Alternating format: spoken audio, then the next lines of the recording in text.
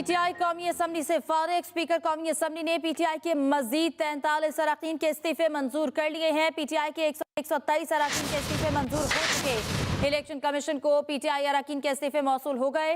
जरा election commission के मुताबिक आपको बताएं कि पाकिस्तान पीटीआई अरकान को इलेक्शन कमीशन डी नोटिफाई करने से मुतालिक आज इजलास में फैसला करेगा। जरा इलेक्शन कमीशन के मुताबिक पीटीआई अरकान की डी नोटिफाई न करने की दरख्वास्त का भी जायजा लिया जाएगा। पीटीआई के मुनहरिफ अरकान के अलावा सिर्फ 2 अरकान कौमी असम्बली ही बाकी रह गए हैं। आपको बताएं कि आज बड़ा सरप्राइज मिला पीटीआई अरकान को। कौमी असम्बली से पीटीआई फारिग हो गई। स्पीकर कौमी असम्बली ने पीटीआई के मजीद 43 अरकान के इस्तीफे मंजूर कर लिए। पीटीआई के 127 अरकान के इस्तीफे मंजूर हो चुके हैं। इलेक्शन कमीशन को पीटीआई अरकान के इस्तीफे मौसूल हो गए हैं। जरा इलेक्शन कमीशन ऑफ पाकिस्तान के मुताबिक पीटीआई अरकान को डी नोटिफाई करने से मुतालिक आज इजलास में फैसला किया जाएगा। इलेक्शन कमीशन की जानिब से आपको बताएं कि पीटीआई अरकान की डी नोटिफाई न करने की दरख्वास्त का भी जायजा लिया जाएगा। पीटीआई के मुनहरिफ अरकान के अलावा सिर्फ 2 अरकान कौमी असम्बली ही बाकी रह गए हैं। पीटीआई के 45 अरकान कौमी असम्बली कल से पार्लियामेंट हाउस के बाहर मौजूद थे। धरना दिया जा रहा था। उनकी जानिब से स्पीकर से मिलने की कोशिश की गई और उनकी जानिब से यह कहा जा रहा था कि हम इस्तीफे नहीं देना चाहते, हम अपने इस्तीफे वापस लेना चाहते हैं और हमने इस हवाले से स्पीकर को मेल भी कर दी है। और इलेक्शन कमीशन से भी उन्होंने रुजू किया कि अगर उनके इस्तीफे मंजूर हो जाते हैं तो उनको डी नोटिफाई ना किया जाए। और आज सुबह आपको बताएं कि खबर सामने आई कि जब पीटीआई कौमी असम्बली से फारिग हो गई, स्पीकर की जानिब से 43 अरकान के इस्तीफे मंजूर कर लिए गए हैं। वो कौन से 2 अरकान हैं जिनके इस्तीफे मंजूर नहीं हुए, उनके नाम अभी तक सामने नहीं आ सके हैं। स्पीकर कौमी असम्बली ने पीटीआई के मजीद 43 अरकान के इस्तीफे मंजूर हो गए हैं और इस तरह कुल मिलाकर 127 अरकान पीटीआई के जिनके इस्तीफे मंजूर हो चुके हैं। और इस तरह पीटीआई जो है वो अब कौमी असम्बली से फारिग हो चुकी है। आमिर इलियास राना साहब से इस हवाले से जानेंगे। आमिर इलियास, बताइएगा पीटीआई के पास क्या ऑप्शन रह गए? देखिए, ऑप्शन तो अब उनके पास है कि वो इलेक्शन लड़े, एक तो सिंपल सा है। और दूसरा, अगर वो चाहते हैं कि ये फैसले अनडू हों जो स्पीकर ने किए हैं, खासतौर पे जो 43 अरकान जिनके आज इतला आई है कि उनको स्पीकर ने डी नोटिफाई करने के लिए इलेक्शन कमीशन को भिजवा दिया है, तो वो अदालत में जा सकते हैं कि जी हम तो देखें एक दिन पहले आए थे।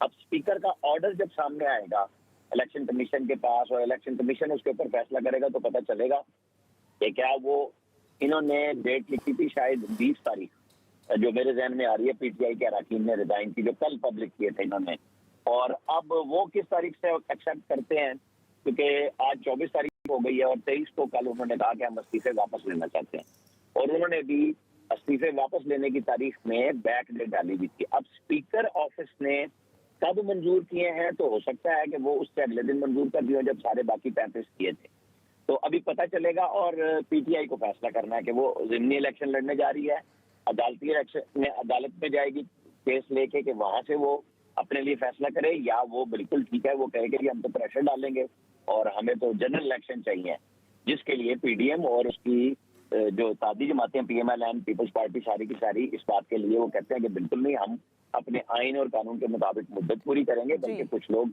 इस मुल्क में फाइनेंशियल इमरजेंसी के तहत असेंबली की मुद्दत बढ़ाने की भी बात कर रहे हैं कि हालात ऐसे नहीं है कि हम इलेक्शन करवा सकें, बल्कि इसके अंदर ऐन मुमकिन है कि जो ये इस वक्त 123 कौमी असम्बली के हल्के हैं और फिर 2 सूबाई असम्बलियों के इलेक्शन हैं, उनमें भी इल्तिवा की बातें सामने आ रही हैं कि इसी हवाले से कि मुल्क के पास तो पैसे नहीं और इलेक्शन आ रहे हैं तो इसमें डिले कैसे लिया जा सकता है। अब ये सारे इम्कानात की बात है जो मैं कर रहा हूँ कि कौन कैसे इसको ओहदा बरा होता है, रोकता है, इलेक्शन लड़ता है, या वो इसको स्टे लेने की कोशिश करते हैं। तो ये दोनों तरफ से बातें आ रही हैं सबके सामने, दोनों तरफ से ये बातें आ रही हैं। आमिर साहब, आप हमारे साथ ही रहिएगा। एंकर पर्सन फरवा वही हमारे साथ मौजूद हैं। फरवा साहिबा, क्या देखती हैं? इलेक्शन कमीशन से पीटीआई के रहनुमा मुज़ाकरात भी कर रहे हैं, उन्हें जाके मना कर रहे हैं कि हमें डी नोटिफाई ना किया जाए। स्पीकर कौमी असम्बली को ईमेल्स भी उन्होंने की। हालात किस तरफ जाते हुए देख रही हैं आप?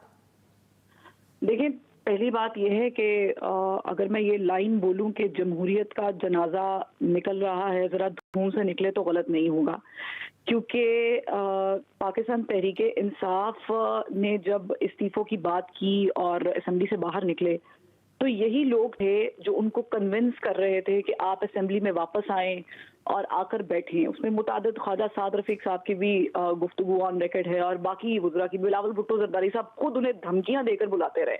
लेकिन अब यकीनी तौर पे कैफियत ऐसी हो गई है कि मुझे लगता है कि हुकूमत जो है भुखलाहट का शिकार हो गई है।